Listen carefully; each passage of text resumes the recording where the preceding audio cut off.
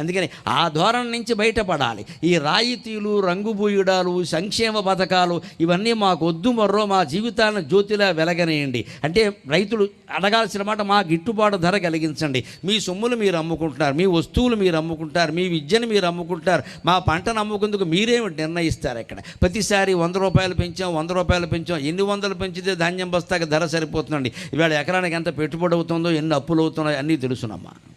ఆ పెట్టుబడి ఎక్కడి నుంచి వస్తుంది? ఖచ్చితంగా. అంచేత రాయితీలు, రంగుబూయడాలు కాదయ్యా, వ్యవసాయానికి కావాల్సింది గిట్టుబాటు ధర ఇచ్చేలా చేస్తే మిగిలినవన్నీ మేమే చూసుకుంటామని చెప్పగలగాలి. లేకపోతే ఎలా ఉందంటే, 10 రోజుల క్రితం నేను చూశాను, మన 2 రాష్ట్రాల్లోనే ఒక చోట ఏడాదిగా వర్షాలు లేవుట జిల్లాలో. ఏడాదిగా ఇక రైతు అండి, పత్రిక వాళ్ళు వచ్చి ఫోటో తీస్తుంటే పాపం ఇలా ఫోటో గురించి ఏడుస్తున్నాయండి పాపం. ఇలా పెట్టుకున్నాయన కళ్ళు ధారగా కన్నీళ్లు గారుతున్నాయండి. ఏంటంటే, ఏడాదిగా వర్షాలు లేవండి, 12 ఎకరాల్లో పంట వేసాం, కౌలుకు తీసుకుని అంతా ఎండిపోయి